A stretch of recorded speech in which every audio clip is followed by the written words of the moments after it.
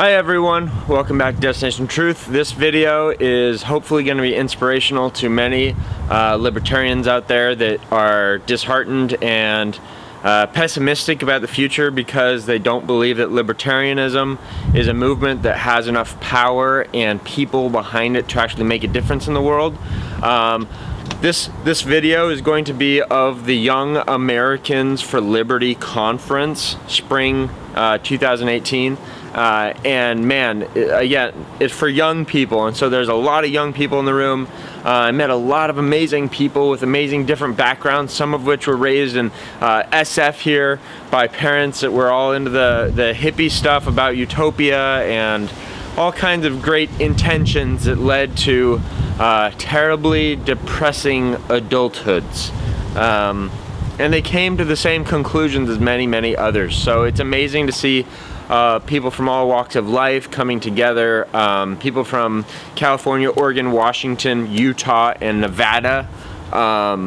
There's a lot of people there, and I learned a lot, and I want to share some of that information with you guys. So hopefully this is motivational to you. Hopefully you can learn something from some of the speakers here at this conference. I didn't record all of it. I recorded maybe as much as half. Okay, so you guys are gonna miss out a little bit, so I encourage you guys to join this movement. If you're going to a university or college anywhere on the West Coast, please join the Young Americans for Liberty group.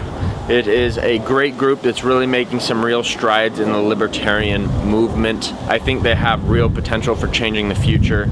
Obviously there are not a lot of libertarians in power right now, but this group is doing a lot to help change that, and I think you will be pleasantly surprised by the speakers. We had some real politicians that showed up. We had an actual congressman show up, as well as a senator, and they talked about all kinds of interesting things that you will learn a lot about. And definitely watch until the end, or if you need to, fast forward to the end, because our congressman that we had speak, I'll leave it as a surprise who it was if you don't already know what libertarian congressman might be out there, but I asked a question personally that was the last question he took, and it was really interesting to learn the answer, and I have it on video. So definitely stay to the end to see that response, because it is really impactful to hear the answer from the horse's mouth, someone that's actually in Congress, to tell us why some of these crazy things are happening in America. So I'm gonna keep it vague because I want you guys to really watch this and soak it in and learn something.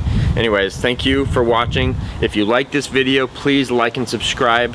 I need all the support I can get, guys. I believe I've been shadow banned, so if you are seeing this, please, I need your support.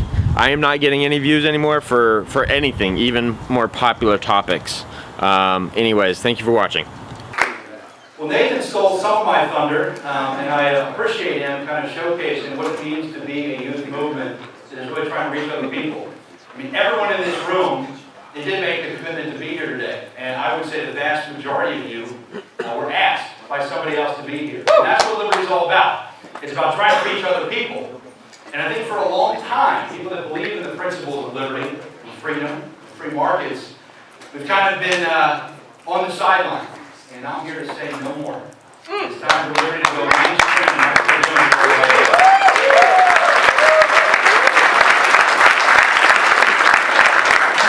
So today we've got a heck of a lineup for you.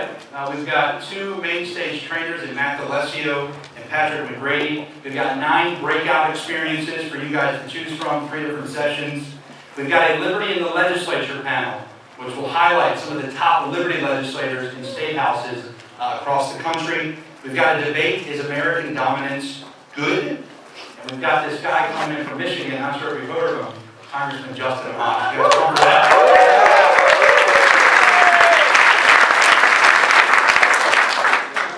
So Young Americans for Liberty. I get to tour the country, meet with students, train them on how to be effective activists, meet with supporters, to chip in to make what we do here and across the country work. And it's a real honor. I got to pinch myself sometimes. Back in 2008, we were founded after students from Ron Paul, this old man in Texas, decided to run for president, and all these young people got excited. They said, you know, well, we want to continue this. So what they did was they went out and they started Young Americans for Liberty. Jeff Frazee, my predecessor, did this. And today I'm happy to report we started less than 100 chapters, and as of today we have over 900 chapters throughout the United States.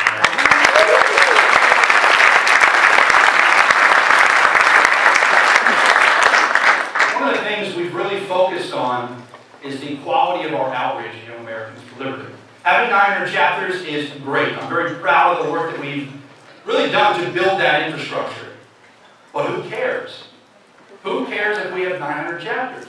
Anybody can say they've got names in a spreadsheet, they've got a chapter on a website.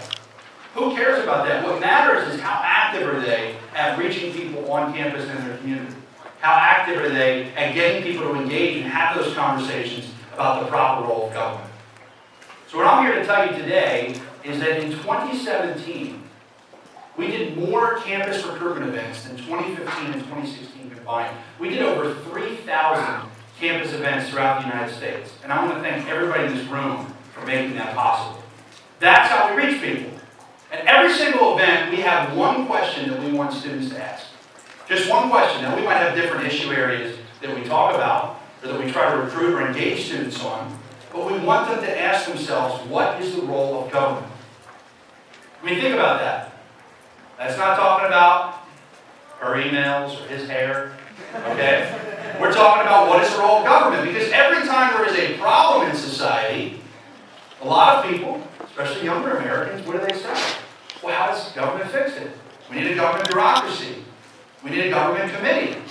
There's a regulation that we can put together to fix the problem. But we, Young Americans for Liberty, we say, hell no. We, the people, can solve these problems through the free market and by finding solutions by working together without the government.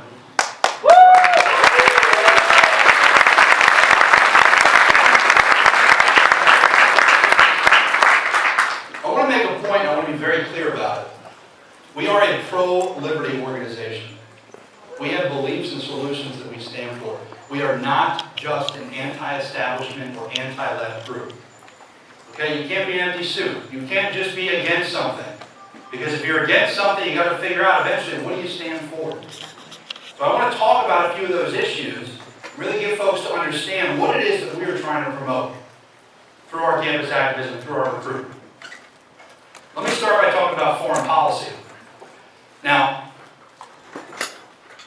it's probably, I think it's the issue that's most important for us, because a lot of times when we are talking to folks that believe in limited government, they believe in free markets, but they really struggle in the foreign policy end. They really struggle to understand where we're coming from. And that has to be a core component. Okay, we've got troops in over 100 countries around the world. We've got bases, 800 of them. And so what we're trying to promote is this idea that are we really supposed to be building an empire? The actions that we take, are they constitutional? And here at Young Americans for Liberty, we say that enough. It's time to support these rooms and bring them home.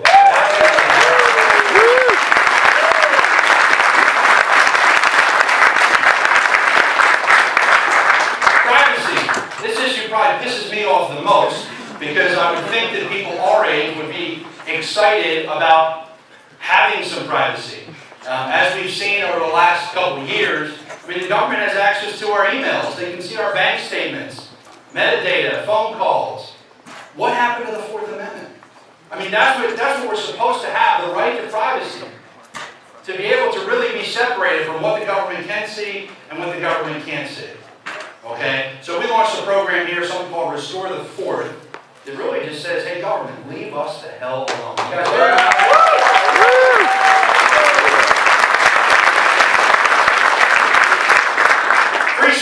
Free speech is becoming a national issue. And it's funny, because if you would have told me 2 years ago, Cliff, you're going to go on TV and you're going to be published in Time to talk about free speech, I just said, you're out of your mind. Okay, free speech is not really a sexy issue or something that people are excited about. Yes, it is. Amen. This is what's happened, okay? Bureaucrats and campus administrators have used this issue to silence certain students. Now, sometimes people say, well, they're silencing everybody, so it's not really targeting certain ideologies. But what I'm trying to say is, They shouldn't really have that right, especially on public taxpayer-funded campuses. Students should have the ability to interact with one another, to organize on campus, to mobilize and to reach people with the principles that they believe in.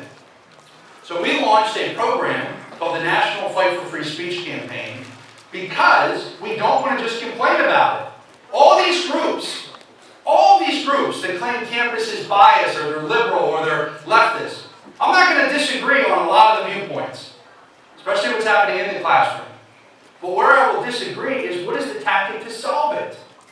The tactic is not to try to get speakers we disagree with kicked off campus like people do to us. The tactic is to go in and find what are these administrators using to shut down free speech, to shut down speakers that they either deem they agree with or disagree with. And it's these unconstitutional speech codes.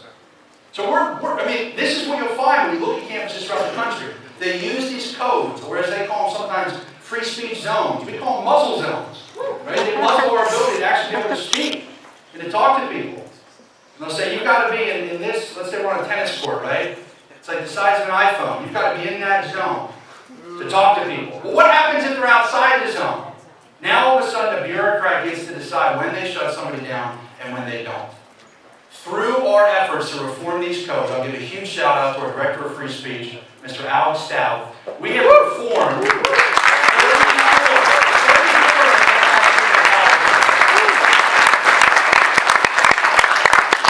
Hold on, I might be wrong. Is it 35? Ty, 35 as of yesterday, correct?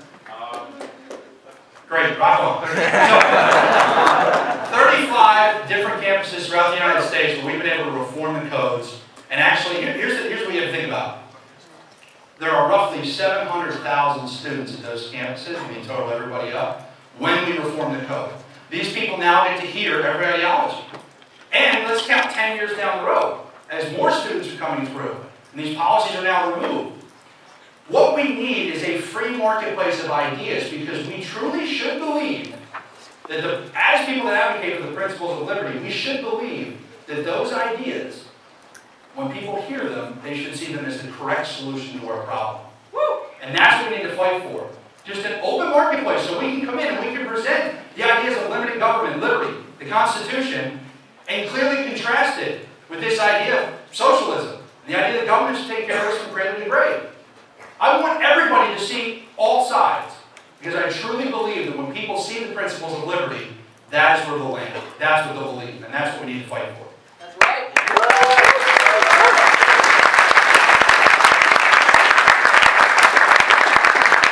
I'm running low on time, so I'll throw a few more at you. We're big fans of criminal justice reform, getting rid of mandatory minimums, getting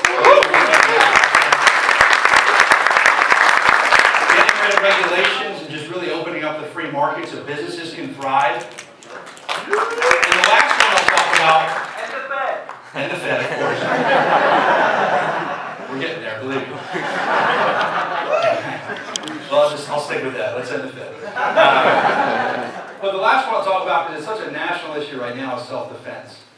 This is really pulling on heartstrings, and it's become a national conversation, especially with young people. And I want to say this. I think we need to lead in this discussion. We need to lead in this conversation nationally with compassion. I think that a lot of people miss that when they talk about the Second Amendment, and they talk about the right to defend yourself, and they talk about the right to defend yourself from tyrannical government, which is what we're promoting. But what happens is you have to start with that. People have passed. People have died. Okay, these are horrible tragedies, and we need to relate to that. We need to show that compassion. And then and only then should we stand firm for the guaranteed right that is the Second Amendment to defend yourself. And we as an organization will continue to stand by that so that people that follow the law and people that have those guaranteed rights, they will remain guaranteed. And you should have the right to defend yourself at all times.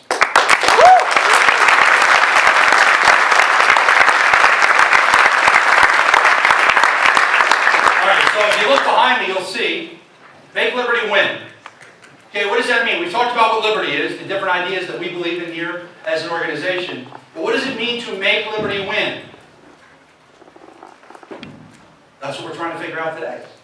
We're trying to figure out how to be effective activists, how to take the ideas of liberty and stop sitting on the sidelines and bring them into the mainstream so that normal folks hear this. Okay, I've been on this tirade for 2 years. For 2 years, telling people to get off Facebook. And for those that know me, you'll know I've pretty consistently posted that pretty much anything in the world is greater than winning Facebook arguments. Now what I'm saying is not that you cannot win a Facebook argument. I've seen a few happen.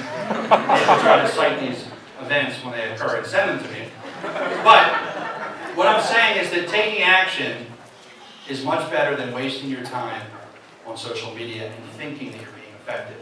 Now let me give my disclaimer.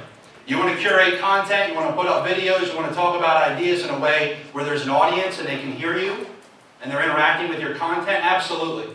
We post very dank, woke memes. That's right. That's right. We have a lot of fun with those. And I think humor is something we need to do a lot more of when we're promoting liberty. But what I'm here to tell you is that we need to be honest with ourselves. Okay, there are more effective ways to promote the cause than sitting in some comment thread like I saw roughly 2 years ago. There were 2 YAL activists arguing with the socialists, over 3,000 comments long, and you got to sit and say to yourself, is this the best way for us to advance the cause? So we're trying to be more effective. We're trying to find those ways to reach people, and that's why I've been on this tirade to get off Facebook. Okay, so they asked a bunch of students. They said, what is a libertarian? And 1 out of every 10 people responded with somebody that works at the library. You can laugh. Oh my God. But what I'm getting at here is that we have a lot of work to do.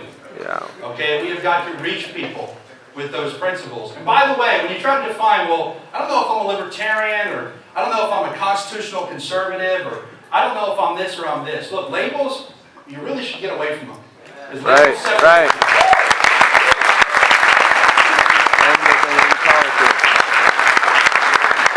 What we should be doing is focus on the ideas, right? Like I said, and you might have thought I was joking, when you go back to this presidential election and the work on campus, we saw a lot of gains with our work. You want to know why? Because nobody was talking about solutions. I mean, when I say the whole election was about his hair and her emails, I'm kind of kidding, but I'm kind of not.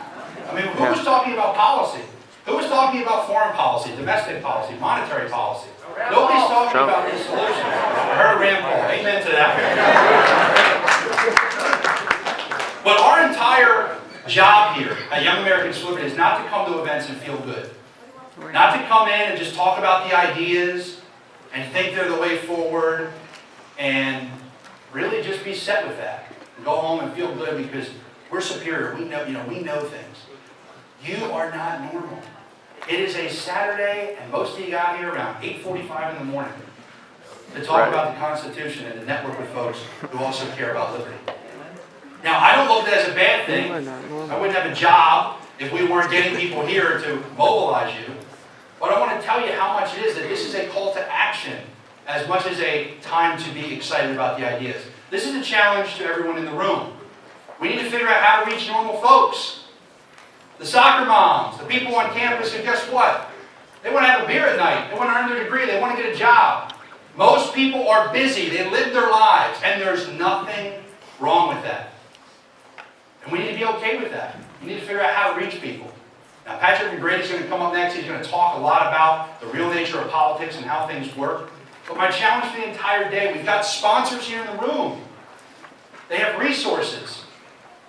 They have jobs, full-time jobs. They have internships, campus materials, things you can take back to your community. My challenge to you is to follow the trainings today, really open your mind and think about how we can make liberty win. How can you be effective at reaching other people? Because that's what we're here to do. It's never going to be enough if we think we can just come together and talk about the ideas. We've got to get good at reaching other people. And that's why the motto for today is to make liberty win. I will say this, I think the work's pretty fulfilling. You know, most people go their whole lives and don't really believe in something as strongly as most of the people in this room. We believe in a core set of values. And I think that should add to our desire to want to reach other people with that set of values. But I think it's pretty cool, so don't forget that. All right? I know sometimes I can get up here and it seems like we're in dire straits. Right? We're losing the republic, liberties are being taken away, there's no privacy, they've got an empire across the world. But we also live in one of the most free times in the history of human nature, right? The lowest levels of poverty on the scale. I mean, there's pretty awesome things that are happening right now, and that's the power of the free market. As much as things are bad, things are good. And so we're going to try to advance the good and figure out ways that we can reach them.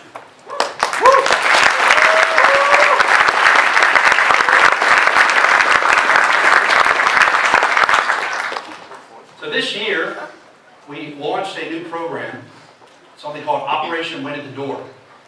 And this program is kind of a new pipeline for us to figure out, we're building this Youth Army for Liberty, how do we take action? How do we direct our action so that we can advance and really have some impact?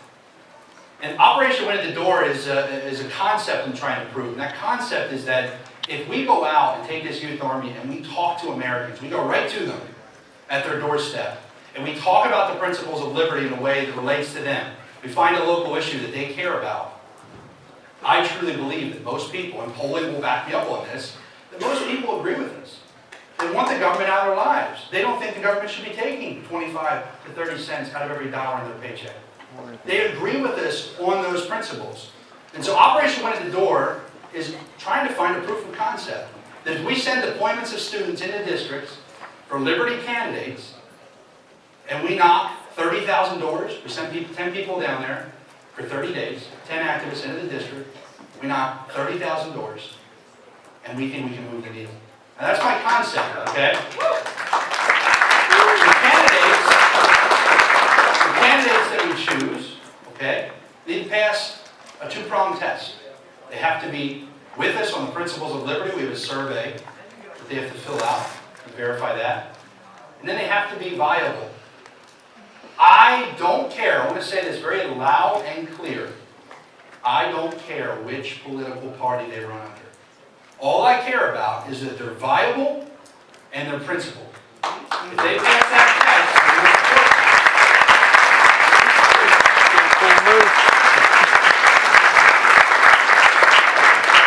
so we had our first test case in Texas. Found a gentleman named Mays Middleton down in Texas, is running against a let's just call him a bad Republican. Very, very, very big government type in Texas. So we went in there and we knocked. We had 14 people. We did an abridged version down there for roughly 3 weeks. And we knocked 26,000 doors. And we beat the incumbent by 14 percentage points.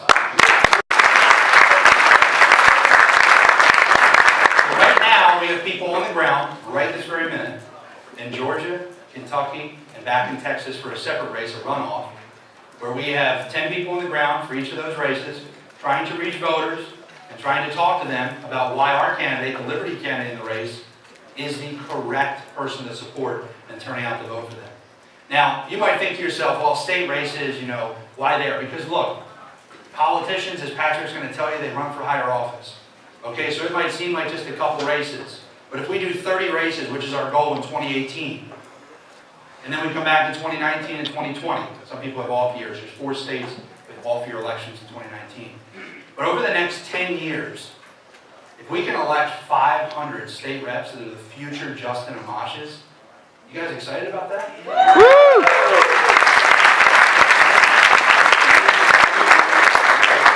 That's what I'm aiming to do. I'm trying to build a bench of liberty legislators that get it. We're going to get off the sidelines. We like to throw bombs from the sidelines. Philosophical bombs, not real bombs. But we need to get on the playing field. We need people to have microphones. We need people to have credibility. And so I'm trying to find these candidates. If you have them, please refer them to us. You can recommend them at our website.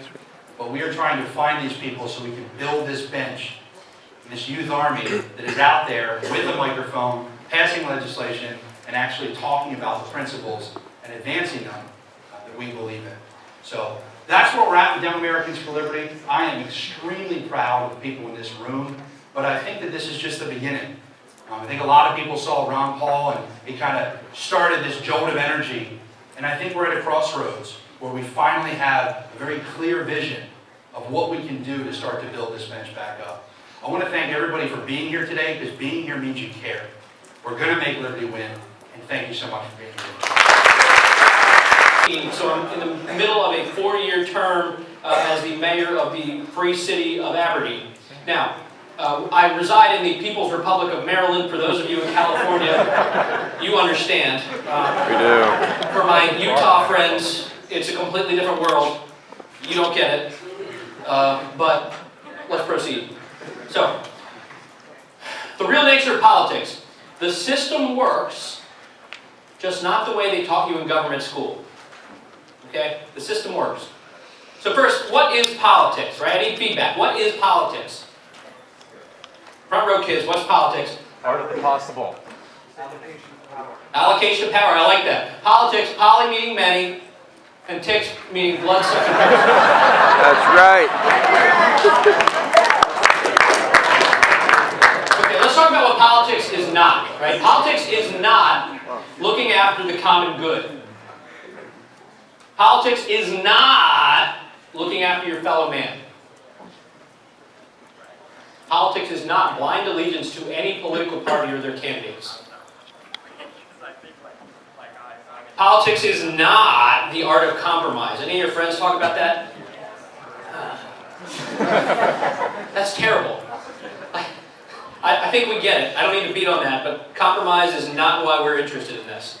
Right? We want to win. Our ideas are better, and so we want to win. Compromise means we lose. Right? Right. Okay.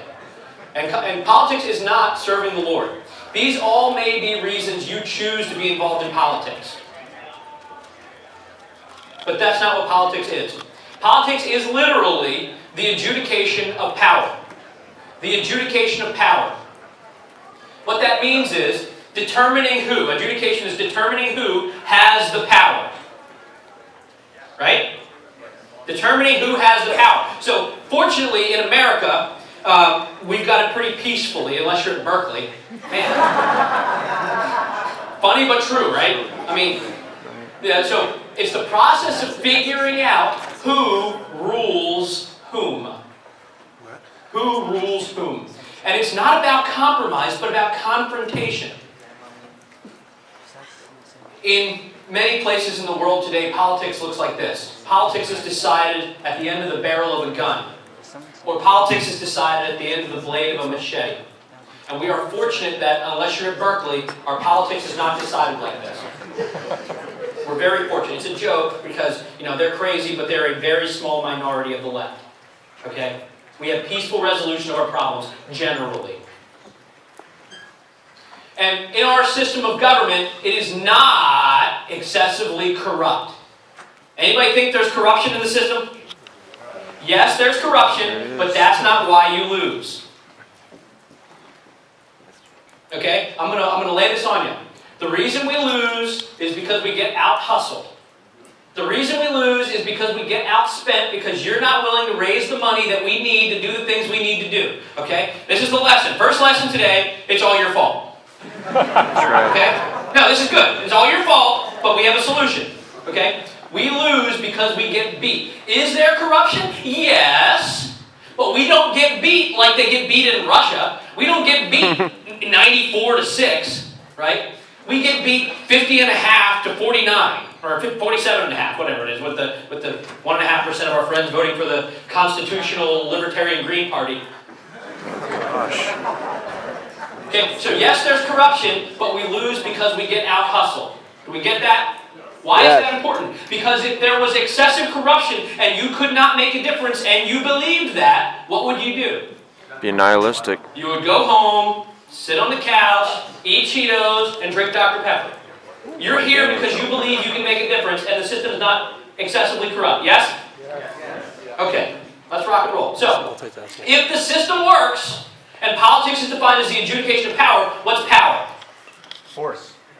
Initiation force. Good. Force, influence, I like these terms. What is it? The ability to coerce people to do what you want. Forcing politicians to act the way you want or replacing them. That's how we define political power for the purposes of confrontational politics. Forcing politicians to act the way you want or replacing them. I see some people taking notes. I'm going to repeat a couple of things, like 5 times. Like it's all your fault. Write that down. There's a notes section in your paper, right? It's all your fault. This is one you could write down, but we're going to move on. Power is not access. Power is not access. So real political power is wielding power over people, replacing bad guys unless they do what we want. Access is different. Access looks like this.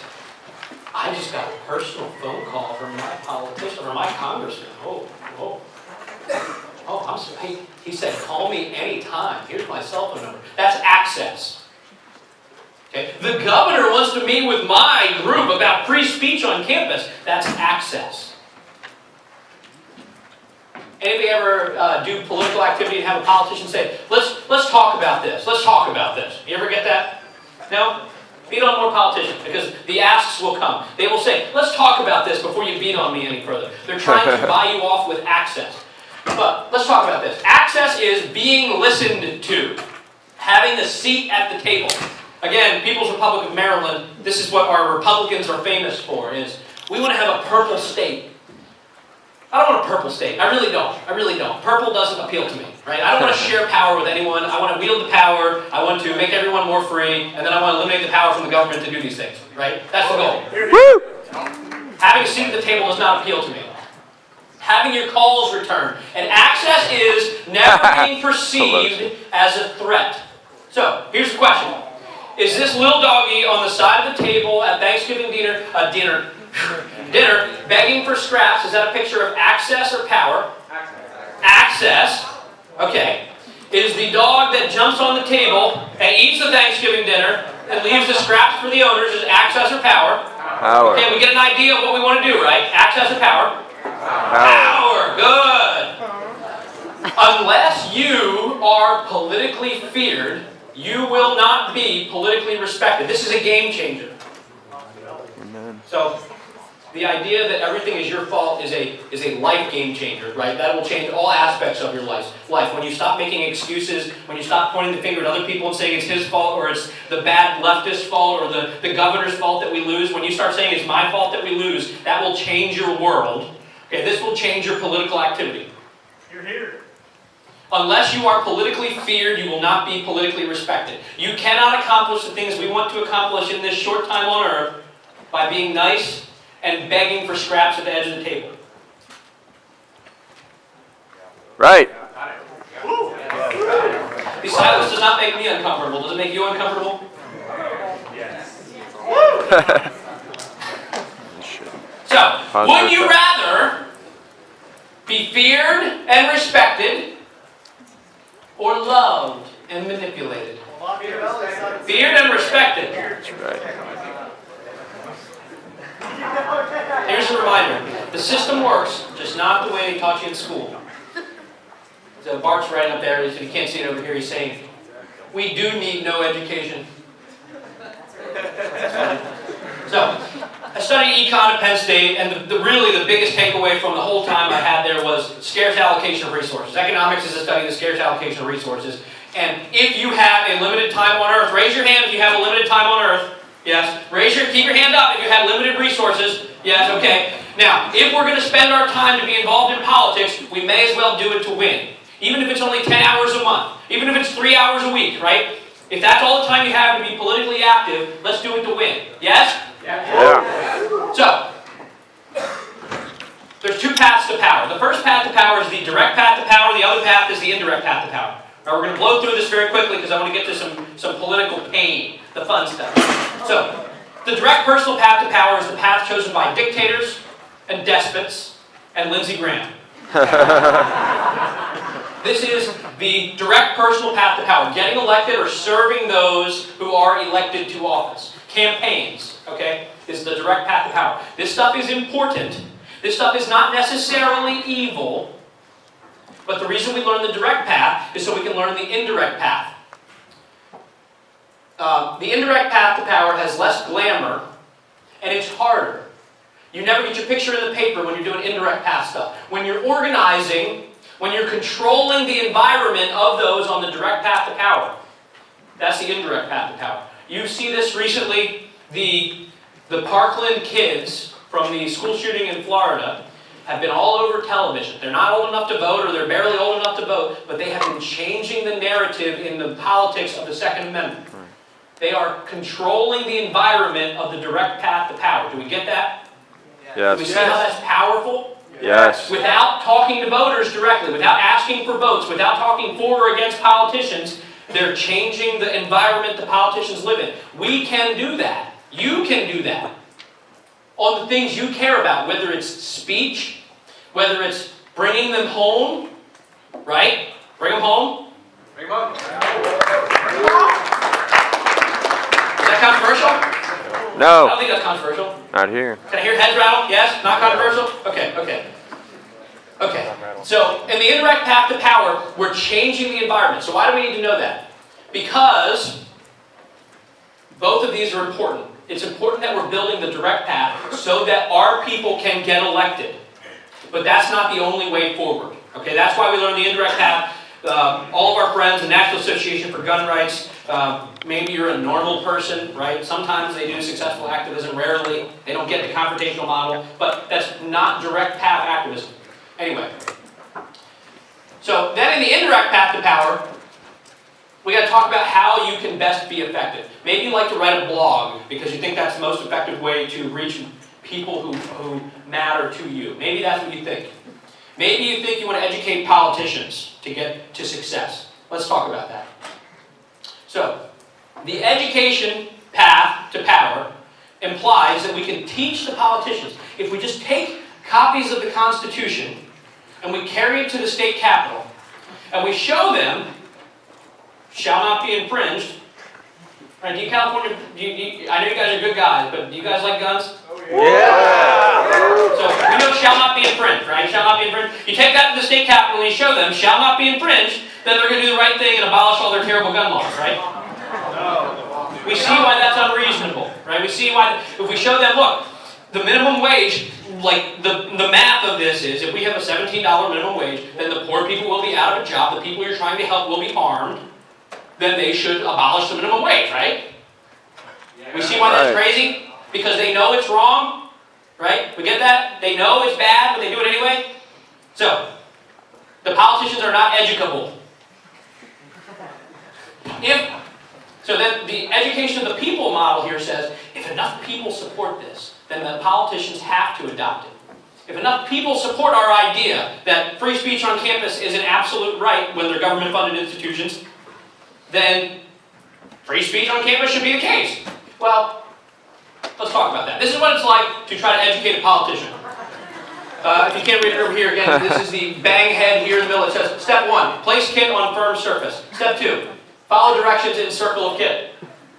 Step 3, repeat step 2 as necessary or until unconscious. And step 4, if unconscious, cease stress reduction activity. Anybody ever try to give a constitution to a politician and say, do you need to read this? This was a big thing when I started getting active in politics back in 2010, 11, 12.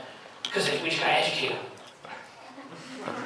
They know what they're doing. Did you know, in 2010, the Tea Party wave, this is not in my notes, but it's worth noting, the House Republicans took over the House, right, the United States House of Congress. And when they did that, you know, they were Tea Party wave, you guys were like 14, right? Yeah. So the Tea Party wave comes in, and they adopt in the rules of the House, right? Every unconstitutional thing we do, we're going to say where in the Constitution it says we're allowed to do that. So, if you go through their bills today, if you go through every piece of legislation that's introduced, the first line says, Article 1, Section 8 says that we're allowed to, for example, prohibit, across the country, garbage receptacles from being larger than 65 gallons per whatever square inches of volumetric blah, because of Article 1, Section 8. And so, every unconstitutional thing they do is established in the Constitution. Anyway, I hate politicians. That's why I don't clap for them, right? Don't clap for politicians. So, again, Californians, raise your hand if you have a liberal family member, if you have tried to convince them of something, okay? You try to convince them they're wrong about something, whether it's guns or the minimum wage or something. Keep your hand up, keep your hand up. Now, if you have succeeded in convincing them of your position, you can put your hand down. Okay, you can put your hands down. These people are related to you. You share blood with them. Okay? They love you. You love them. You can't convince them that they're wrong and stupid. Why would you think you can convince the vast hordes of the public of your position? Okay? We get that? Yes. Okay, so I'm going to start jumping up and down here. This is what I do, okay? This is what I do when you don't pay attention, okay? So,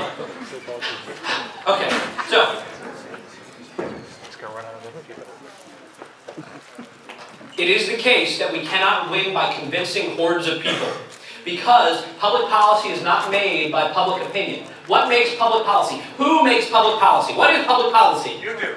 Laws. Who makes public policy? Lobbyists. Legislators. You can't do that, right? So who needs the beating? It's not the people that need the beating, it's the politicians that need the beating, rhetorically speaking. If it was the case that public policy was made by public opinion, then the Obamacare law would never have been adopted, the bailouts would never have been done, and taxes would be a third of what they are.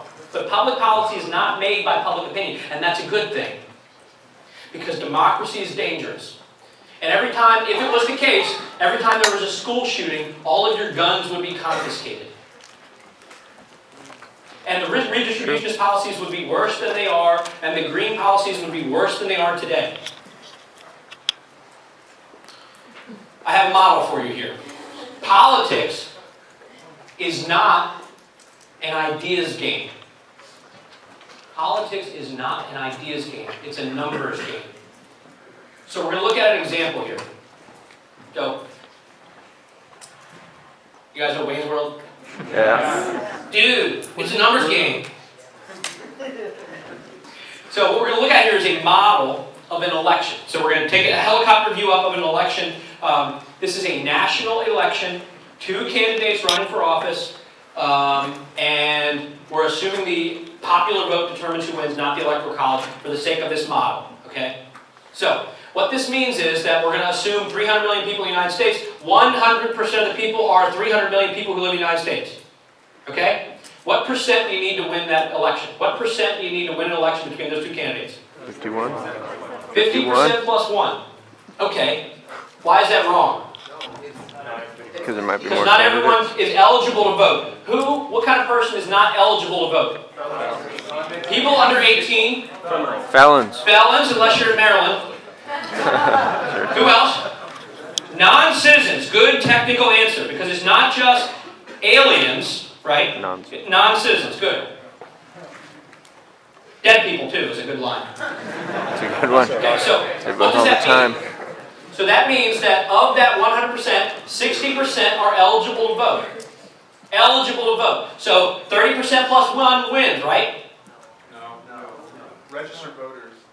You need those. Not everybody who's eligible is registered. Good. So what does that look like? Of the 100%, 40% are registered to vote. But then there's the people that don't even vote. So what do you need to win when we're talking 40% of the 100%? What do you need to win? 20% plus 1, right? No. Right? No. Good. People who turn out on election day. Good. This is good. I like this group. So, on election day, of the 100%, in a super high turnout election, in a presidential election, 2/3 turnout. So 2/3 of the registered voters will turn out to vote on a very high turnout election. So what we're dealing with on election day is 24% of the 100% making the decision to choose candidate A or candidate B. We get this so far? Yeah. This is going to blow your mind. Okay. So, on election day, 8% of that 24 are in the tank for the Democrats. 8% of the 24 who vote are in the tank for the Democrats. 8% are in the tank for Karl Rove, okay, and the Republican team. Team R. Go Team R, no matter who the candidate is. So we're left with this middle section. So there's 8% in that middle section, but 2% are always going to vote for the leftist, constitutional, green, Workers United Party, right? Whatever that is. And so what we're left with is that 6% in the middle. So that looks like 3% plus 1 to win. So let's put that in perspective. At the beginning of this model, we're looking at 50% plus 1. In a country with 300 million people, we need 150 million and 1 votes to win. That sounds like quite a feat, yes? Yeah. 150 million and 1 votes, a lot of votes. Yeah. when we go through this process of whittling down to the people who are making the decision and aren't in the tank and are eligible and are registered to vote, now we're dealing with 9,000,001 people to win. Put that in perspective to the county you live in, or the state representative district you live in, or where I live, better for me. In my city, there's 15,600 people and change. Okay? 15,000 people in my tiny little city. But you know what they call me? Mayor. That's not the point though. Don't clap for politicians. No. So, why is that significant? When we're talking about the 15,000 people in my election in an off year, 1,800 people and change vote in my municipal elections. 1,800 people and change. So what does 3% plus 1 look like there? Like 37 votes. Right? Remember I lost by 25? Wow. Do we see how you can change the world with this concept? Do we get that? You have the ability to manipulate 3% plus 1, to work, to identify those 3% plus 1 in your community, figure out what they care about, and message to them. That's the other thing. It's all your fault. Right? It's all your fault. What? No, I didn't say be in it to win it. No. It's all your fault, right? Political power is determined by political fear. You will not be politically feared unless you're politically respected. The 3% plus 1 principle applies to you. 3% plus 1, and you can do it.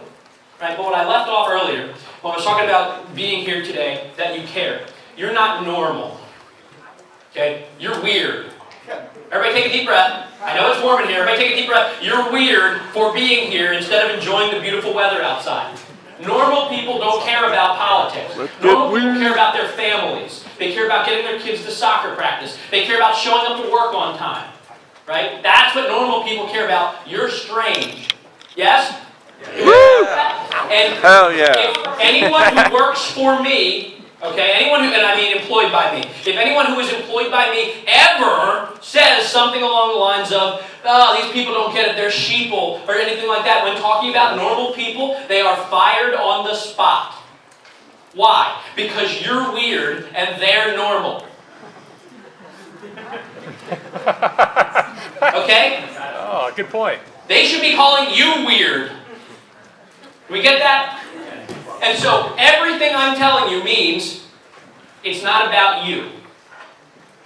When you decide, I'm going to go work on this campaign for this guy, we're going to go talk about audit the Fed in this city council district, and we're going to go talk about whatever. Legalizing heroin because that's the right policy, and we're going to talk about this to soccer moms in our district, and we're going to talk about this to soccer moms in our district, right? And how everybody should have a howitzer, right?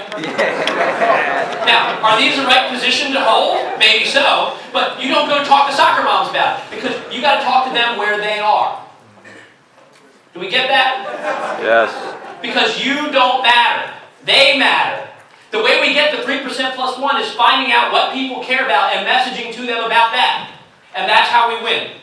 I know it hurts. I know because you want to go talk about the Fed with your friends, right? But if you really want to win, if you want to make liberty win, we have to win elections.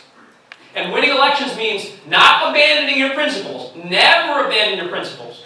But the people who care about potholes don't need to hear about ending the Fed. Yes, Patrick? Yes, Yes, Patrick. Yes, Patrick. And did I lose you on that? No. It's all your fault. 3% plus 1. Be respected. Feared and respected. 3% plus 1. More important than that one. But you will not be politically respected unless you're politically feared. How much time do I have, Mr. Hicks? 7 minutes. Thank you. Morton Blackwell of the Leadership Institute. Where are my friends from the Leadership Institute? See my friends over here at the Leadership Institute? Go talk to them. They will teach you how to do stuff on campus and otherwise.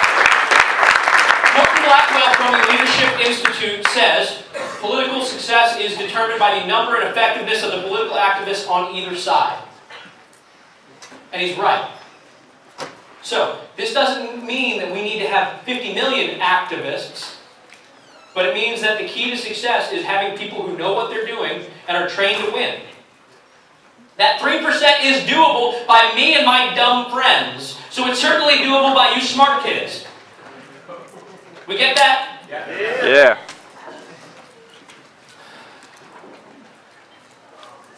Okay, we're going to talk about politicians. Okay, are normal people, usually. Okay? Generally, the people who choose to get into politics were told by the people they graduated high school with, hey, you're really popular, you should run for county council, state rep, whatever it is, because whatever. This guy, he's running for state rep in my district, and we call it the House of Delegates in Maryland, the lower house of the state legislature. And he says, and I said, so why are you running for office, right? And I always hesitate to ask this question, because it's usually a terrible question, or a terrible answer. And he says to me, because my grandfather was in the state house. And I said, that's a terrible reason. Don't repeat that to anyone else. And he said, why? And I said, because that's stupid. Like, anyway, so they're nice. The politicians are generally nice people. They don't like confrontation. Somebody said, hey, you're a nice guy, you should run for office. Or people respect you in the community, you should run for office. And they don't know what they stand for generally.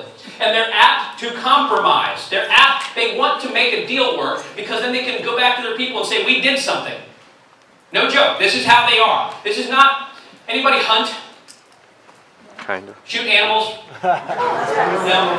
I don't hunt, but I know that if you want to hunt deer, you should know some things about deer.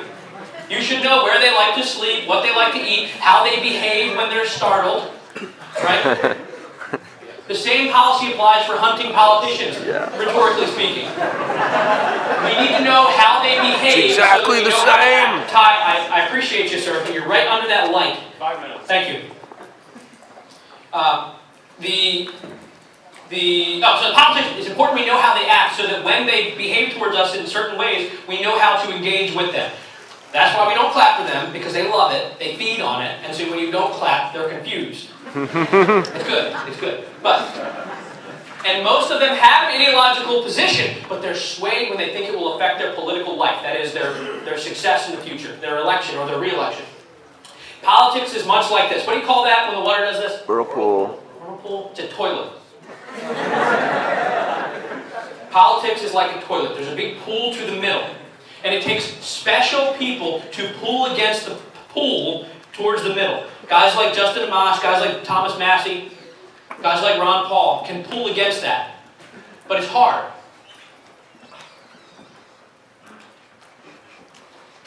So, force comes in two flavors.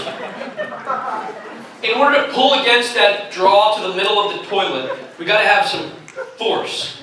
And there can either be pleasure or pain. Pleasure or pain. We're going to talk about this very briefly here. But pleasure for politicians is anything that leads to political life. Anything that leads to election for a politician.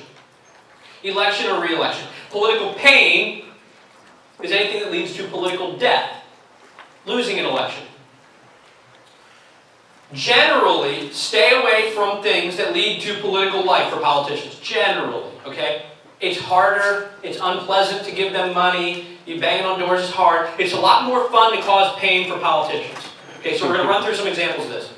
Examples of political pleasure. Good press, public praise, being the center of attention, endorsements, or attacking their opponents. These are all things that lead to political life.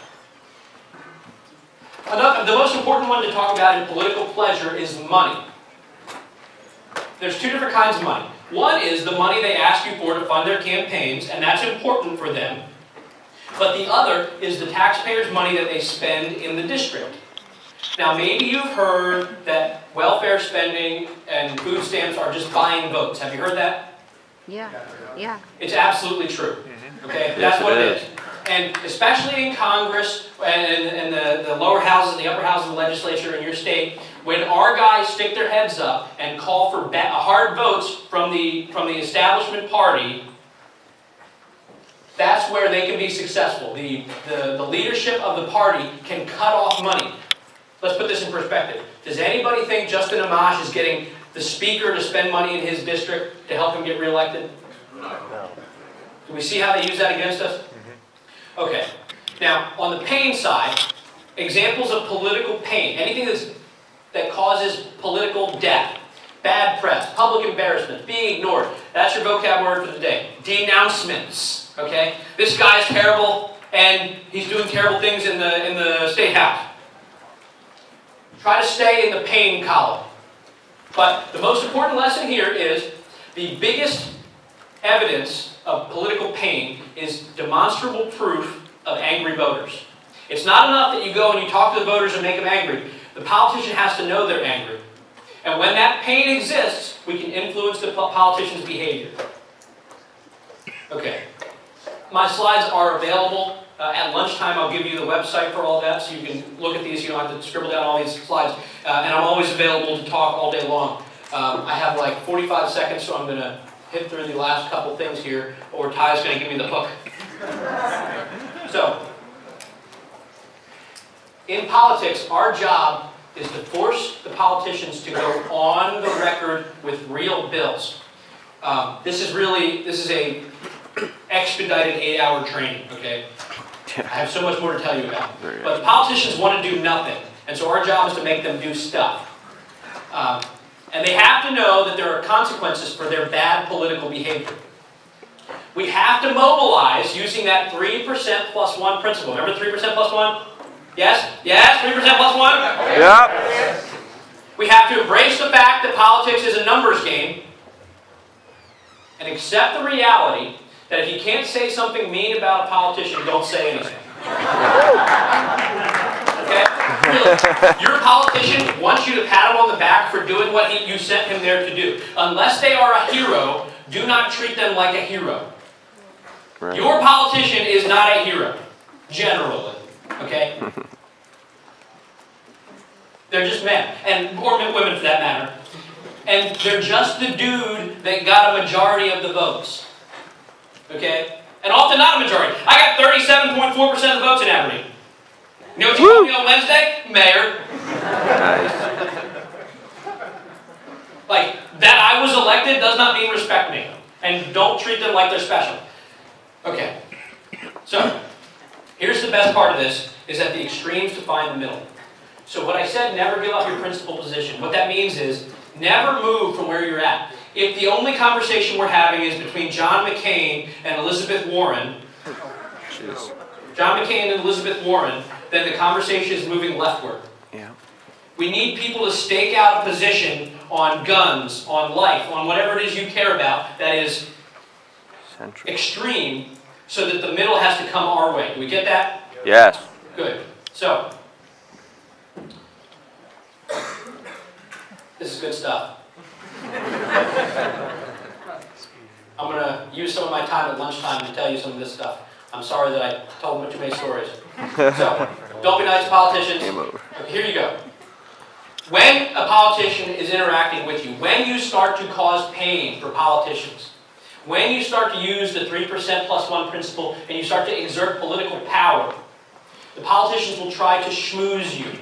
And if you capitulate to that, if you concede the tiny little bit of power that you had for access, instead of being the grassroots representative of the politician telling him what he has to do, you become the politician's representative to the grassroots telling us what we have to settle for. And that's game over. You traded your little power for access. Don't talk to politicians. I'll see you at lunchtime. I'll be here all day. If I can help you, I'm happy to. Write down your questions. If there's any stuff I said you disagree with, okay? Write down your questions. And the next time we talk about it, you can apologize for being wrong. Don't clap. Bob's argument, why not? It is a modest expenditure for potentially a great gain, and a failure to do so could result in catastrophe. Right? Could result in catastrophe. To which I say, at what point do the other countries in the world, the countries in the world that we have helped to build stable and strong democracies and economies, at what point do they defend themselves? At what point do we say to them, you are welcome, we are happy to have helped you, and we look at the world and it is a good place, but the burdens of continuing to defend you indefinitely are simply not worth it any longer. We need some help. Thank you.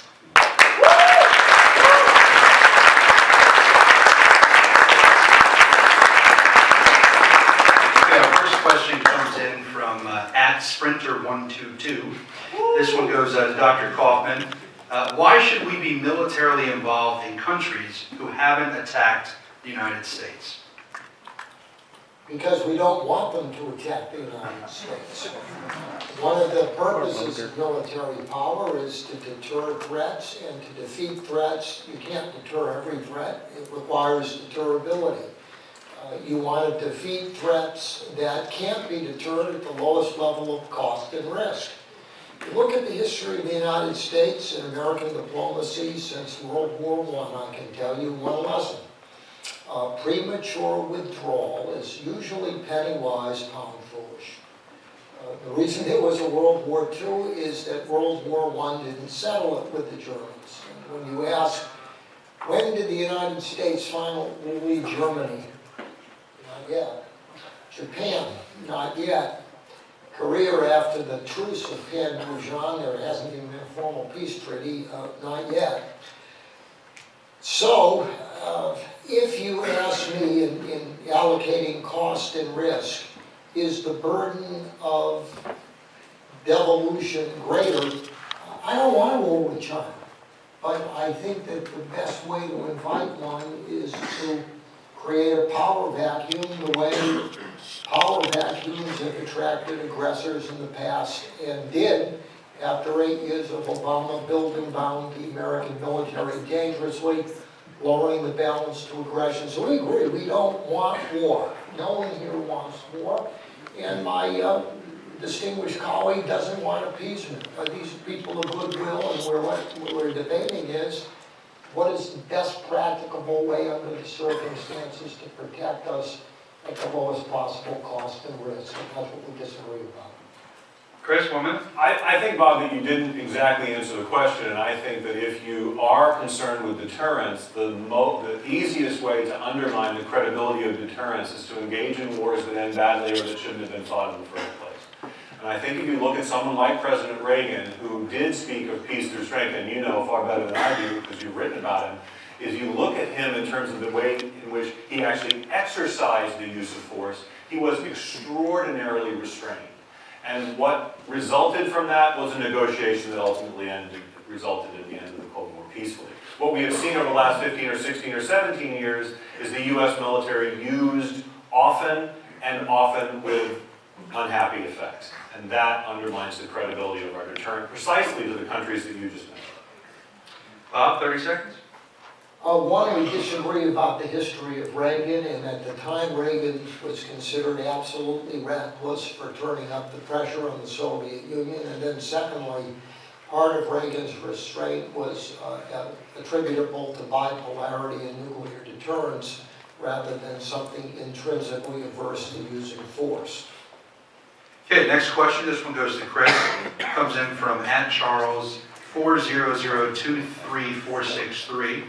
It's a heck of a handle. You get to slow down. I didn't get that. Would the decrease of U.S. protection over the world cause a power vacuum, leaving democratic nations in power? With all due, Charles, with all due respect, you get credit for asking the critical question at the core of this debate, and Bob has teed it up as well. Let me be clear, if I actually believe that the likely result of the United States spending somewhat less money and exerting ourselves somewhat less often on behalf of our allies, if I believe that the most likely scenario arising from that would be a power vacuum filled by China, Russia, Iran, North Korea, or any other country in the world, I wouldn't call for it. I wouldn't advocate it. But I look around the world at a world with countries that share many of our goals with respect to peaceful relations, with respect to trade, with respect to nonviolent, resolving conflicts without violence. And I look around the world and I don't believe that all of them, or even most of them, will simply roll over in the face of Chinese pressure or Russian pressure. I don't see a world like that. I don't see allies like that. I think that if we actually gave them the encouragement that they need, they would take responsible steps to defend themselves and therefore not leave a vacuum. Granted, the transition is the tricky part. I'm not going to pretend otherwise. But I don't believe that we should look upon the other countries in the world as a bunch of feckless weaklings or adolescents that need our constant adult supervision for perpetuity.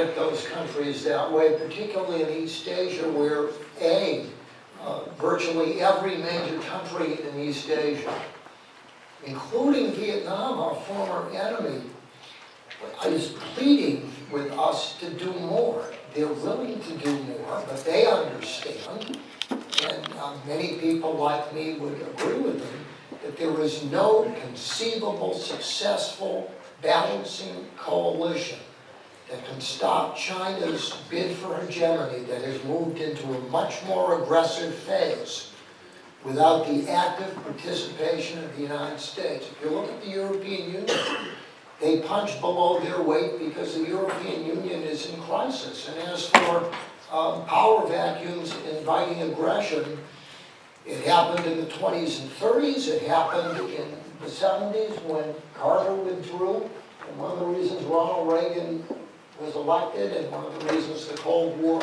ended favorably is Reagan reversed that precipitous erosion in American capability and resolve. So I am worried about a power vacuum, and I think Donald Trump has surprised me pleasantly by filling it. Chris, 30 seconds. I don't think that Donald Trump is much of a surprise. He said on the campaign trail that he was going to increase substantially military spending. My question at the time in September 2016 is if the person is as committed as he said he is to not repeating the mistakes of the previous 17 years, what does he need a larger military for in the first place? Again, on that point, I'm not particularly surprised by what President Trump has done, and I think, Bob, you should be quite encouraged by it. I am. All right, third question comes in. What is the solution in Iraq, and was going to war there a mistake? Is that for me? Yeah. I don't think it was a mistake in the sense that we had won the war. And if you don't believe me, Joe Biden said in 2001, we won. I think a reasonable case can be made for or against it. What you can't make a reasonable case for doing is snatching defeat from the jaws of victory by a premature withdrawal. And I'm going to go right into the teeth of this audience. That we negotiated a status of forces agreement, and we could have had one. Dexter Filkins of the New York Times blamed Obama for it.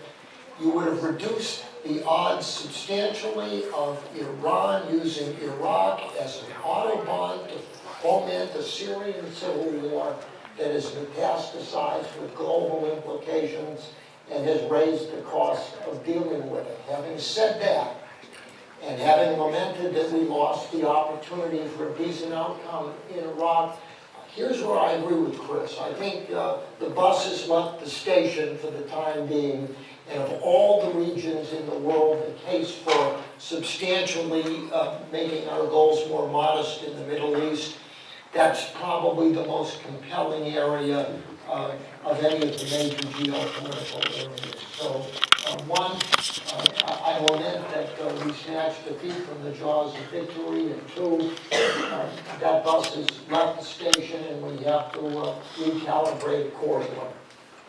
Chris, 1 minute. Well, thank you, Bob, for that concession, and I will take it, but I won't just take it.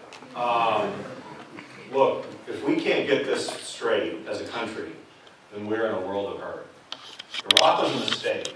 It was a war of choice. It never should have been started. It's simply not true that we snatched defeat from the jaws of victory. That war was not won. It was not won, and it never should have been started. And that's another debate. We're not going to resolve that. I'm not going to resolve that in 30 remaining seconds. Okay? But what Bob says is widely believed in Washington, which means that the lessons of Iraq are not that we never should have fought it, but that we should have kept fighting it.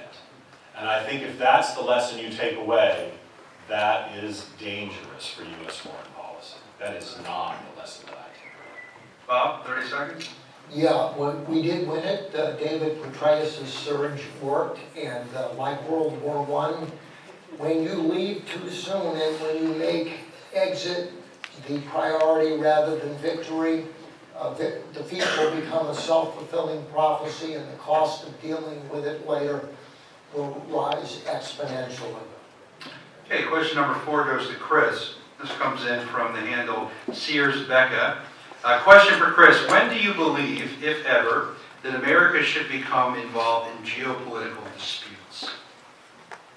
I'm so glad you asked that question. As a matter of fact, in my book, The Power Problem, and the writings that I've done since then, I lay out a set of criteria. I think as libertarians we have a healthy skepticism of the use of force. For the same reason we have a healthy skepticism of the government's ability to do good things by nonviolent means, and therefore we should have a high bar to the use of force, but non-intervention does not mean never intervening, right? So we need to have a good set of criteria. The other truth is that Bob and I don't actually disagree that much on having a strong military. It's just a question of how strong is strong enough.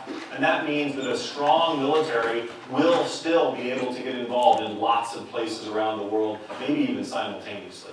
So you have to have really good, clear criteria. I'll just give you 4. There has to have a clear, compelling national security interest at stake. If they can't articulate it, we shouldn't be fighting it. 2, the American people have to be supportive of the war, and that it's not that complicated, people. It's in the Constitution. That means the Congress should vote for a declaration of war, and if they don't, then the war should be.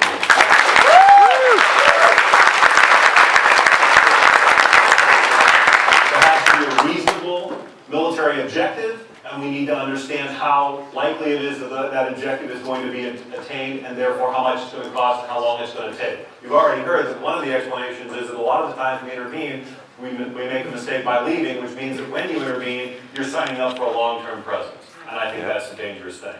And the 4th criteria sounds rather banal, I hope it isn't, and that is, war really should be a last resort. Just because the United States of America is capable of waging war any place on the planet at any time without any really prior planning, doesn't mean we should. So that also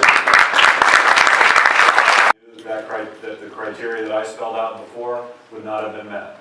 And therefore, when the bluff was called, he was confronted with either carrying out a strike for purely symbolic reasons or for not carrying it out.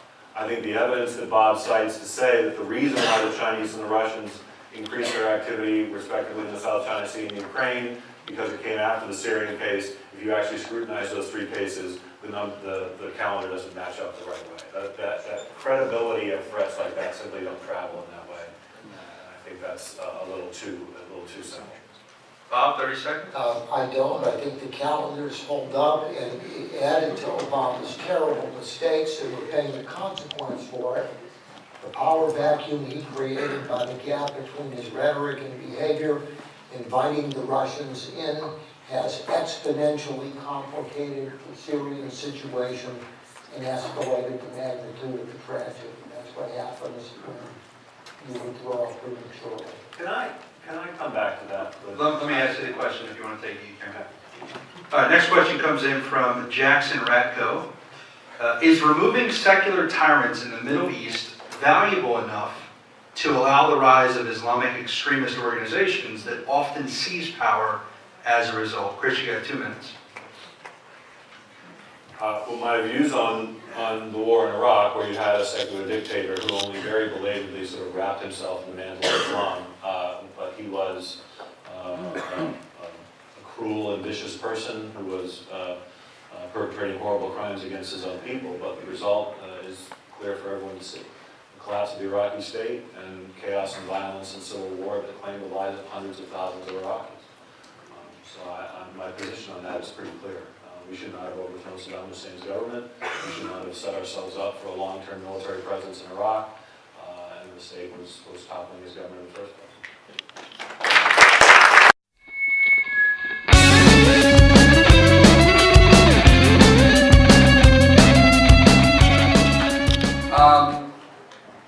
We thought Boehner was as bad as it gets. and we were able to push Boehner out. And we thought, okay, we talked to the Ryan, we spent some time with him, me and other members of the House Freedom Caucus, spent some time with him. And he was saying the right things. He told us, okay, we're gonna reinvigorate the process here. We're gonna follow the rules. We're gonna do all these things. I told him in a private meeting, there's just like a few of us, the heads of the Freedom Caucus got together with him in a room and said to him, I said to him, I'm not sure this is the job for you. Because you have to change who you are. You have to focus first and foremost on process if you want to be the Speaker of the House. It's not about your policies, it's about process first and foremost. And he promised us he would. And actually, if you go back and listen to his speech, he gave a speech when he became Speaker. And it's actually a pretty good speech. Read it. Go read his speech. You can find it online. You can listen to it. You can read it. It's a pretty good speech about how the process is broken. And he wants to clean things up and make it better. But he totally failed. He totally failed. And I was wrong to support him. And, you know, that's difficult. It's difficult to deal with because, you know, we thought Boehner was a problem. And Boehner was. But we put in place someone who was worse.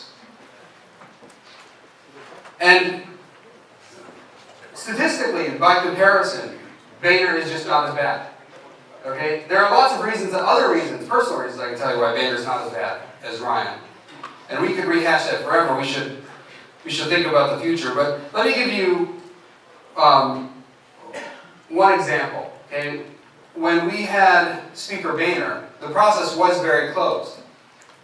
But on at least a couple dozen occasions when I got to Congress, we had what were called open rules. So when we vote on legislation, it is typically brought under something called a special rule. So we have the rules of the House, okay? But then they typically provide special rules for dealing with particular bills. Meaning they want to tell us through these rules how long we have to debate a particular bill, how many amendments we can offer, which amendments are allowed, those kinds of things. So there are really three ways something can be brought up under a rule.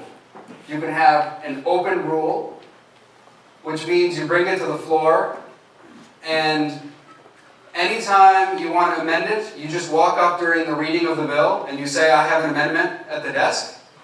And then whatever it is you want to offer as amendment, you can offer it, and if it's germane, guess what? You'll get a vote on it. That's an open rule. You can have a structured rule, where you bring your amendment to the Rules Committee, and you say, I'd like to offer this amendment. And then the Rules Committee, which is controlled by the Speaker, says, okay, we'll accept these amendments, but we won't accept these amendments.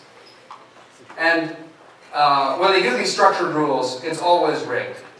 Thomas and I talk about this quite a bit, actually, that they only allow a few types of amendments to be brought under a structured rule to the House floor. They'll allow you to bring a Republican amendment that will fail, a Democratic amendment that will fail, so where they know this thing's going to fail. Or they will allow you to bring bipartisan amendments as long as the amendment doesn't do anything. So basically, if you have an amendment that they think will pass and it does something, it's not getting through the structured rule. So it's not coming to the House floor. Okay. So you've got open rule, which allows you to bring basically any amendment to the House floor. Structured rule, where the Speaker picks and chooses which amendments. And then you have closed rule, where it's completely closed. It's just, the committee has a bill, they may have some manager's amendment or something, but you're not able to offer amendments, or debate amendments, or discuss amendments. So, under Speaker Boehner, there were about a couple dozen times where we had an open rule. Meaning we would come to the House, this is the first term, my first term in Congress, the 112th Congress, 2011, 2012, where we could come to the House floor, offer an amendment, and if it was germane to the bill, we could have a vote on it. About a couple dozen times. We thought that was lousy. We were like, oh, only a couple dozen times? And by tradition, they allowed us to do that on appropriations bills. So these are the spending bills. Under Speaker Ryan, we have had, in this Congress, open rules 0 times. 0 times. In other words, there has not been one instance in the 115th Congress where we're able to come to the floor and offer an amendment and have it considered. Wow. Not even once. And that's a record that has never happened in the history of our country. Never happened. We've never had a Congress so closed down where you can't bring amendments to the floor and have them debated on the House floor if they're germane to the bill. And by tradition on appropriations bills, I think I mentioned this, on appropriations bills, that's been the tradition going back. In fact, the House rules themselves have appropriations bills as privileged bills. The House rules that we vote on at the beginning of the 115th Congress say appropriations bills are privileged and come to the House floor in an open manner. So they're waiving that, bringing a special rule, and closing the whole process down. And that's what we've had under Speaker Ryan. So we need a new speaker. And I'm not making an announcement right here. Yeah, you are.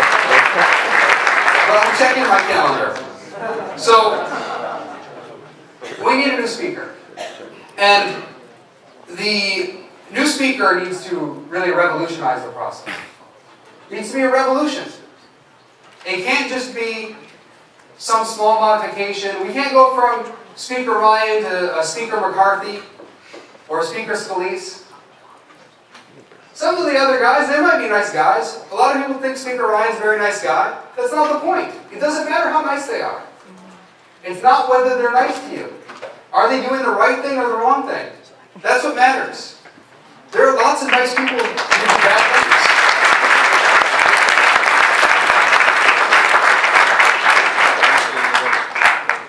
There are lots of nice people who do bad things. Plenty in the world. You'll meet lots of them. You're young still, but believe me, you'll meet lots of nice people who do bad things all the time. So we need a speaker who's going to revolutionize the process. Now, part of the difficulty of getting a speaker like that is that the members of Congress choose the speaker. Okay, that's what our Constitution says. That's our system.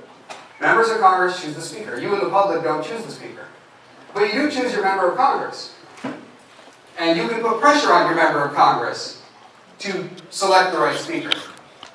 But let me tell you why so many members of Congress like this kind of speaker. Why they like a Speaker Ryan or a Speaker Boehner. Why they like a closed system. They like a closed system because they're not held accountable. The more closed the system, the less accountability the member of Congress has. The member of Congress never has to vote on war because the Speaker won't hold such votes. When we have spending bills, the member of Congress doesn't have to vote on a whole bunch of individual amendments if it's very closed as it is under Speaker Ryan right now. They just wrap it up into one giant bill, this omnibus bill, 2,232 pages. And then they say things like, well, you better vote for it or the government's going to shut down. Or if you don't vote for it, our troops won't have money. They're just, do you really want to have the troops out there fighting without any money? That's what they'll tell you. And members of Congress like that, actually. They like those excuses. They like this system. They like the broken system. They want to go home and tell their constituents, my hands were tied. I couldn't do anything. We had a 2,000-page bill, and if I didn't vote for it, the troops wouldn't get paid. You want the troops to get paid, right? They want that. They want that system where they can excuse away every mistake they make, where they're not held accountable at all, where the leadership team helps fund all their campaigns. The leadership team is basically a fundraising team. When Paul Ryan was asked, maybe you should step aside now, some reporter asked him, like, well, have you thought about stepping aside right now? What did he say? He didn't say, no, I don't want to step aside because I'm running the House really well. It's the best run House we've had. It's a very open process. He didn't say any of that. Because it's not. That would be a lie if he said that. What did he say? He said, I'm the best fundraiser Republicans have. Well, guess what? We don't elect the Speaker of the House to be the fundraiser of the Republicans. That's not his job. The Constitution doesn't say the House shall choose the fundraiser of the Republicans. It says the House shall choose its Speaker. So, We need someone who's going to respect the process, who's going to put the American people first, and not a political party first, not all the members of Congress who want to weasel out of their responsibility first. We need someone who's going to put the American people first.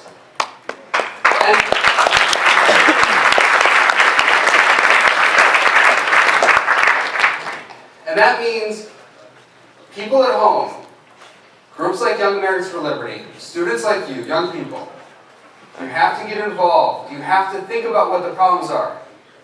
It's so easy to believe, because you hear it on the news, and you might hear it from your friends, that the important issues of the day are all substantive issues. But actually, when it comes to legislative policy and how our government is run, the most important issues are procedural issues. It's process. If you don't fix the process, you won't fix any of the substance. You can talk all you want about wanting to limit government, wanting to do this or that thing, to have a more libertarian system of government. But none of it will happen. It won't even get debated if you have a process like this. Now, if you have an open process, does this mean that libertarians are going to win all of a sudden? We're going to, just dominate? No, of course not. In fact, we're going to lose a lot. We're going to lose a lot in an open process. But you know what's going to happen? We're going to win too. We're going to start to win with an open process. I would rather have a lot more losses and have a few more wins. Because when we get the chance to debate our ideas on the House floor or in the Senate, guess what? We will start to persuade people. People will start to come around. People will start to see that our principles are their principles. Actually, there's no difference. I think it's easy for libertarians to believe, because you look at Congress and you see how, Thomas Massey and I and Rand Paul and a few others, we seem like we're fighting an uphill battle all the time. Most Americans have libertarian instincts. And if you don't recognize that, you will lose. You need to recognize, when you're out there discussing these issues, you need to recognize that actually most Americans are inclined toward your principles. They haven't applied those principles correctly on some issues. You need to show them how you apply the principles that you share with them to the issues at hand, and why they might be wrong in their application of the principles you share. That's the way to win. They're not that different from you. You think they are. They just haven't applied the principles correctly. And I think that's important to think about, because so often we go out there and we think that everyone just has different, they're all leftists and they have totally different principles, and even the Republicans, they want all these other things. Actually, if you go to first principles, if you go to the basics, they agree with you. And I think it's important to find grounding there, find commonality on principles, and then bring them around on the issues. So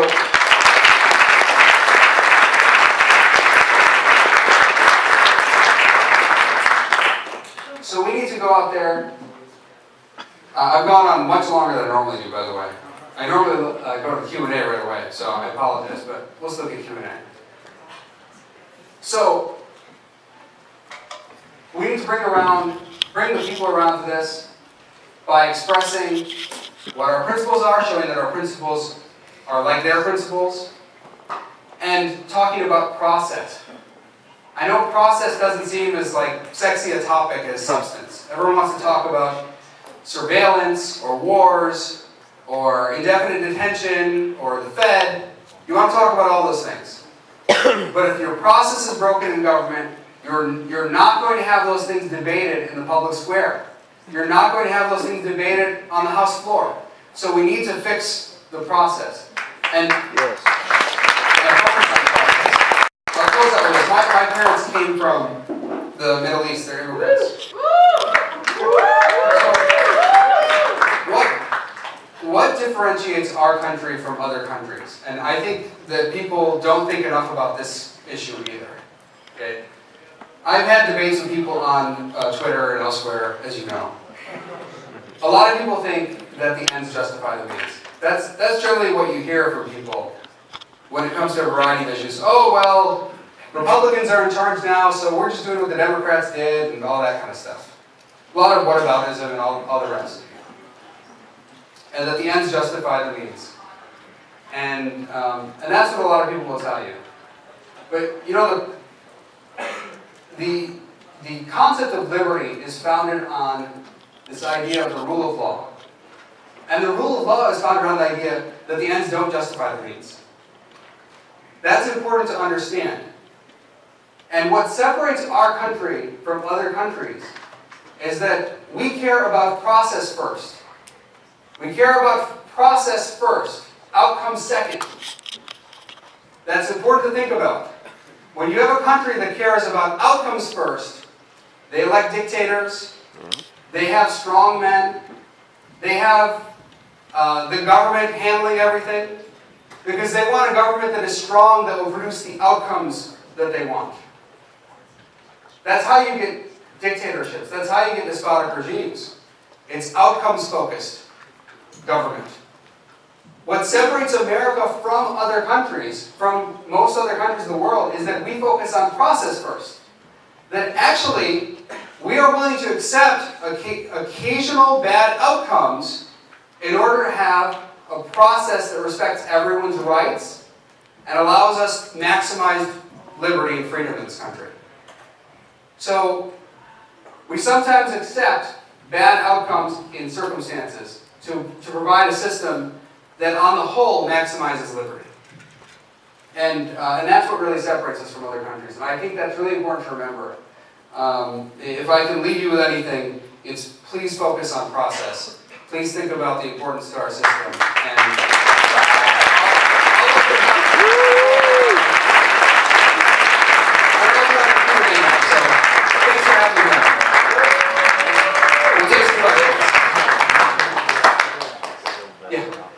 And we got a mic, I think. Hi, my name is Maria Martinez, and so I would like to ask you what is your stand on immigration, especially on DACA, and what advice do you give to Latino activists who want to go to talk to older Latinos who are mostly like Democrat and tell them, you know, liberty is much better than what you're getting? Yeah. Thank you. Thanks. Yeah, that's a good question. So, I think we should do something to help those with DACA status. I think we need to overhaul the whole immigration system and make legal immigration simpler. Part of the reason you have so much illegal immigration is because legal immigration is too complicated.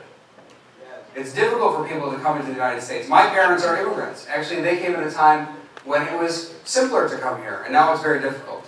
So I do think we need to address that. But this goes back to, again, the Speaker of the House and our system. We can't get a vote on any of this stuff because they don't want to do a vote unless they get the outcome they want. They're thinking outcome first, not process first. And if we had an open system, we'd put some legislation on the floor, we'd allow every member to amend it. If I want to offer an amendment, I can. If Steve King wants to offer some amendment, he can offer his amendment. If Earl Blumenauer wants to offer an amendment, he can. We can have all sorts of ideas.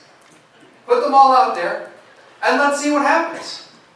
The process should reflect the will of the people. And if it doesn't reflect the will of the people, guess what? Next election, some people will lose their seats. And then you might have another vote. That's how it should work. It should work in a market, through a market mechanism. Now, part of the reason it's difficult for you maybe to persuade some other Hispanics or Latinos on this issue is because they associate these topics, constitutionalism, liberty, with the Republican Party. And the Republican Party speaks about those issues, but doesn't practice those issues.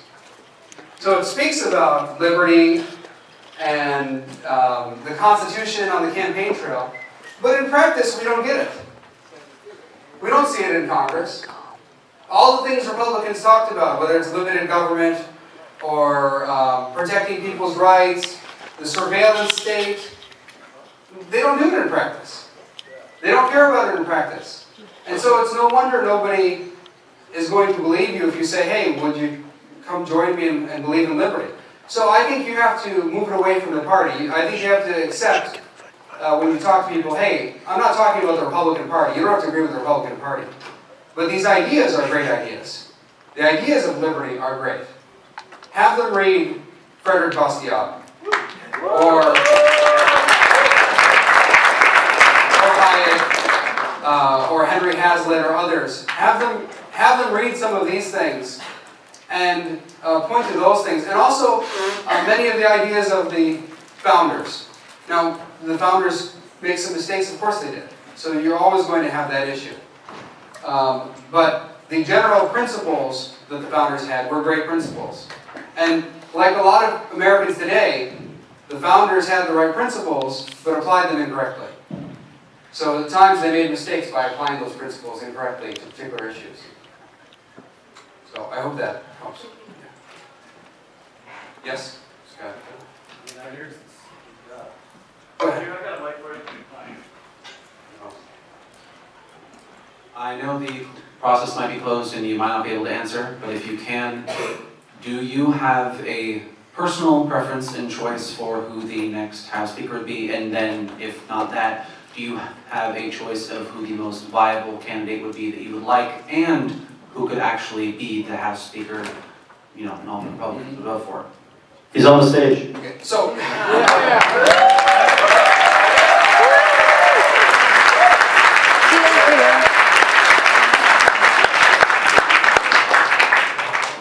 So I am looking at it. I think that's important. I think it's important to look at it. My friend Jim Jordan has said he's considering it. I think whoever it is has to announce soon. I don't think this person should wait until September or October or whatever it is. That person should announce soon. So if someone's not going to announce soon, I think that is not a good thing. I think that makes it much more difficult to win.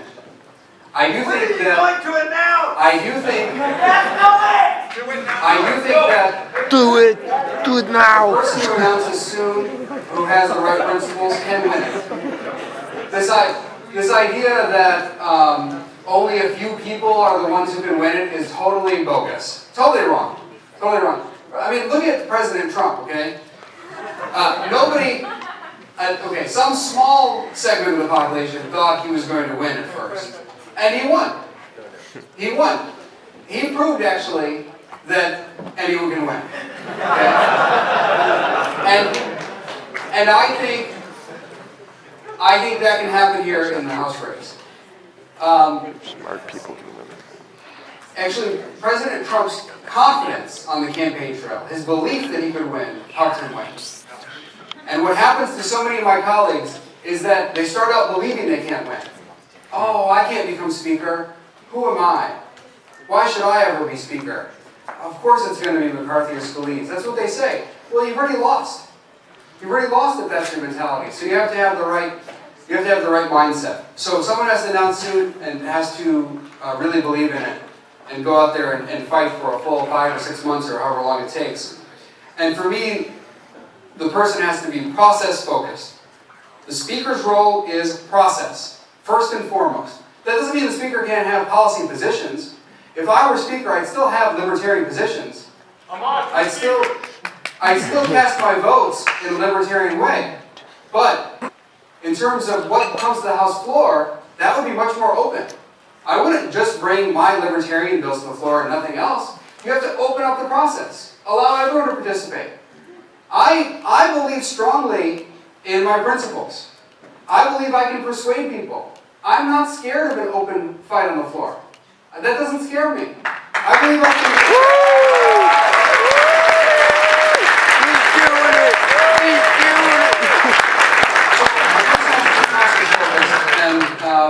And we'll see. Stay tuned. All right, I'll go over there. You help me guys a little bit. You're on nuclear deal according to the Trump administration is at risk of being thrown out. Yeah. So the Iran nuclear deal, according to the Trump administration, is at risk of being thrown out. How do you see yourself and your fellow congressmen reacting to this, or do you not feel like you have a strong say in the matter? Well, it seems like we don't have a strong say, right? I mean, the way they've been operating. So, the Iran nuclear deal should have been brought to Congress as a treaty, okay? Not as an executive agreement as it was. I believe this is not necessarily going to be. This is again a focus on process first. Process first. Okay. I don't believe that President Trump has to stay in the Iran nuclear deal because it's an executive agreement. It is not a treaty. He didn't bring it to the Senate to be ratified as a treaty. It was very explicitly done as an executive agreement. President Obama had to have understood this because we talked about it many times, that this was an executive agreement, and that you couldn't hold the president, you couldn't hold the next president to it. It's not possible. Because you can't hold one administration bound to the previous administration that way. So the problem, though, is by bringing it up as an executive agreement, as President Obama did, the other countries don't understand the difference. They don't know we have executive agreements or treaties. They just think they're negotiating with the United States. So it creates confusion. In that sense, I think President Trump should be very careful because the other countries don't understand our system. From a legal standpoint, I think, yes, if he wanted to not stick with the executive agreement of the Obama administration, he could. Similarly, any addendum they add to the agreement, it should be brought to Congress as a treaty. The reason it's a treaty is because the agreement presumes further congressional action in order to fulfill the obligations in the act. So, it says in the Iran nuclear deal, Congress must take certain steps down the road. Well, if you say in a deal that Congress must take future steps, then it is a treaty. And it must go through ratification of the Senate. So, am I concerned about it? I'm concerned about it, but I would like to see something come to Congress the correct way and have a debate on it. This is another example of what they think is the ends justify the means.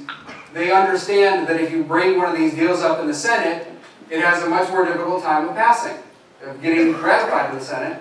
So they try to circumvent that, as the executive branch often does, and they just go for the outcome they want and forget about the means.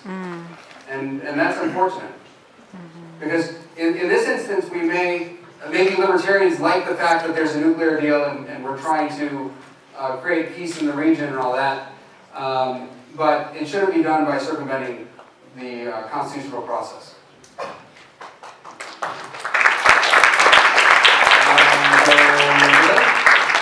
Yeah. Sorry, I'm trying to see everyone.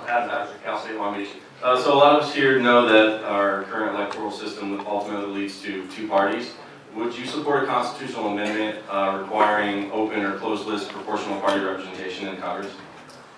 I can't say that I would necessarily support that. I haven't studied that idea enough to say whether I'd support it or not support it. But the Constitution doesn't say anything about parties. Right.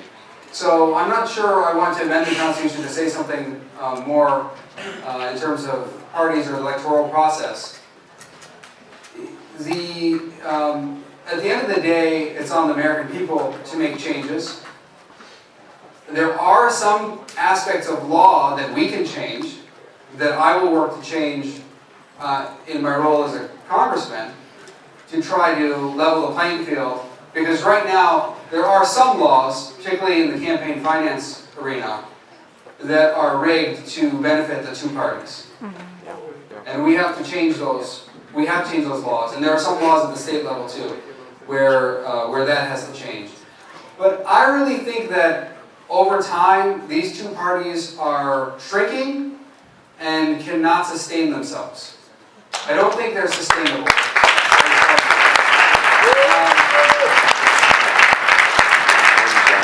I say this often, but I think in the age of the internet and with the flow of information we have, you just don't have a need for parties like you used to.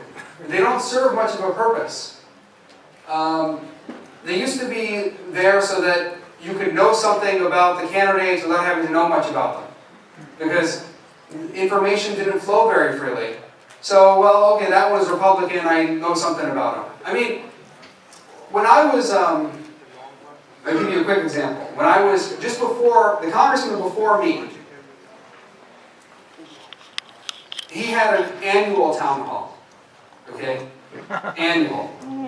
There was no internet really the way we have internet today, no social media certainly. This was just in the 1990s, let's say, and early 2000s. It was not the same environment. No internet in the way we have it today, at least. Social media wasn't really there. Town halls were annual. I remember I read an article where he said he was thinking about paring it back from his annual town hall because he wasn't getting enough people interested in the annual town hall. Now, since I've been in Congress, I've held about 100 town halls. And I explained votes on the internet and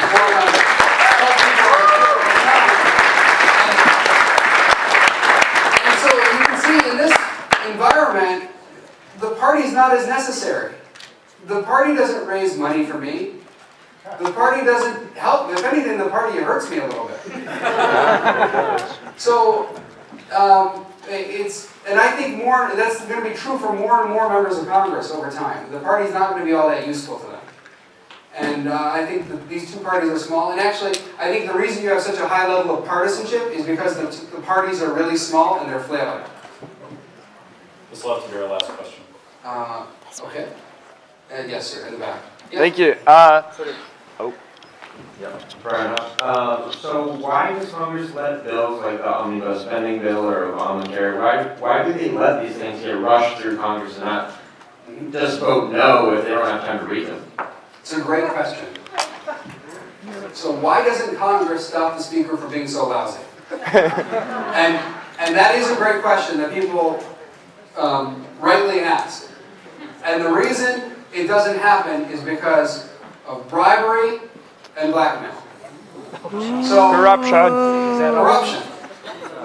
So what ends up happening is, I'd say it's mostly in the bribery camp. There's probably a little bit of blackmail somewhere too. What ends up happening is, if you go against the Speaker, if you go against the House rule, for example, there will be a rule to bring something to the floor, as I talked about the rules, right? When you do the omnibus, there's a rule just to rush it through, like that. If you go against the leadership on the rule, if you go against the leadership on the decisions they make, then you are kicked off your committees. You are told they're not going to raise funds for you anymore. You're blacklisted in DC. They tell all of the groups in DC, don't work with this guy, don't talk to this guy anymore. Don't give any campaign funds to this guy. So, members of Congress are basically told they're put on a blacklist if they go against their own leadership team. And for a lot of them, that's just a death sentence for them in terms of their political career. Because whereas I have supporters across the country, and I have like a nationwide network of people who are enthusiastic about liberty and about these principles, a lot of my colleagues don't have that. If they lose the DC PAC money or they lose their committee assignment, they're toast. They're toast because nobody will care about them anymore. The only reason they have worth in their own minds is because they have a particular committee assignment or because Paul Ryan likes them. Their worth depends on him. My worth doesn't depend on the Speaker of the House.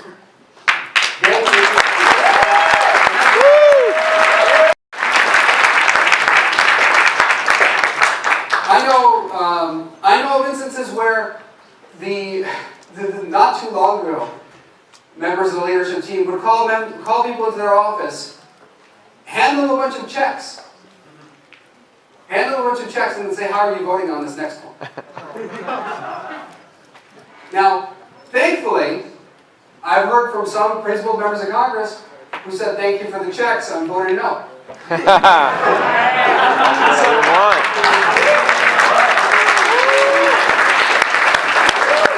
of course, the leaders can't take them back or they'd be involved in, criminal activity. Right. They can't be like, oh, give me the checks back. Otherwise, that leader's going to prison. So, I'm not going to take it any further than that. If I were President Trump, I might say a few other things. But, Tweet it. so, we don't do those kind of chants in here. So, but in any case, there's a lot of corruption that goes on. When I started in Congress, I was on, I think, 3 committees and 2 or 3 subcommittees. I'm down to 1 committee and maybe 2 subcommittees. I mean, they don't even meet regularly. So the point is, for me, they just continuously kick me off committees. Like, soon to punish me, they'll have to put me back on committees. They're like, you better watch out, we're putting you on small business administration or something. So they've run out of ways to punish me. And, you know, my contributions from PACs and stuff, it's like a few percent. It's a few percent. Most of those are like my House Freedom Caucus colleagues donating through their leadership PACs to me. So that's just not true in most cases. So yeah, you'd say, why don't they just vote against the rule? Because if they vote against the rule, for a lot of them, from their perspective, their career is over. And that's what happens. So with that positive note, I want to thank you. I want to say again, this is important.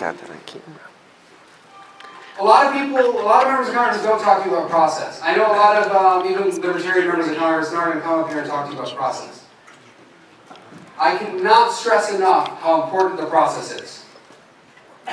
Please, when you read Bastiat or Hayek, or some of these great classical liberal or libertarian thinkers, think about how much they focus on process.